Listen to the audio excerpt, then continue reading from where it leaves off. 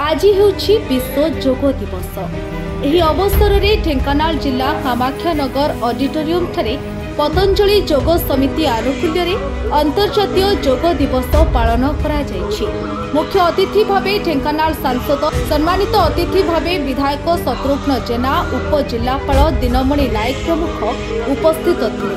ଯୋଗ ହେଉଛି ଏକ ଶକ୍ତିଶାଳୀ ଉପକରଣ ଏବଂ ଏକ ବିରାମ ବଟନ ବା ପଜ୍ ବଟନ, जहाँ मानव जाति को निश्वास नेबा, संतुलन रखिबा एवं पुनर्बार सुस्थ हेबा पाई निहाती आवश्यक।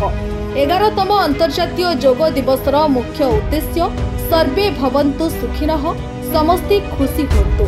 आमे एही चिंताधारा द्वारा बंचिबा उचित, कारण एहा एक शांतिपूर्ण समाज आड़कू नहीं थाए, जहाँ मध्य माननीय प्रधानमंत्री निज वक्तव्य रे प्रकाश करिसंती।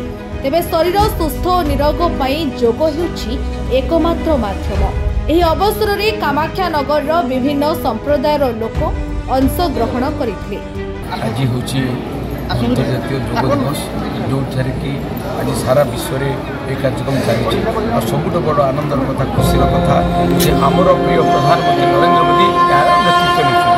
आज दिन रे आपण मान जानछथि योग बिना मनुष्य जीवन ठीक रहबो। योग नियमित कले स्वस्थ समस्त कार्यक्रम कर ठीक भाव में नियोजित करेंगे। तेणु योग निहाती आवश्यक। 2015 मसीह आंतर्जातिक योग दिवस भाव में जून मास 21 तारीख को स्वीकृति दि जाइए। सेथिपाई प्रधानमंत्री नरेंद्र मोदी बहुत उद्यम करथिले एवं माने जातिसंघ स्तर रे उद्यम करथिले और 175 देश सेथिरे समर्थन देथिले। एथर मु कामाक्षानगर रे उपस्थित हे ए जो सरकारी स्तर रे जो योग दिवस पालन हेछि सेथिरे मु शामिल हेकरी धन्यवाद।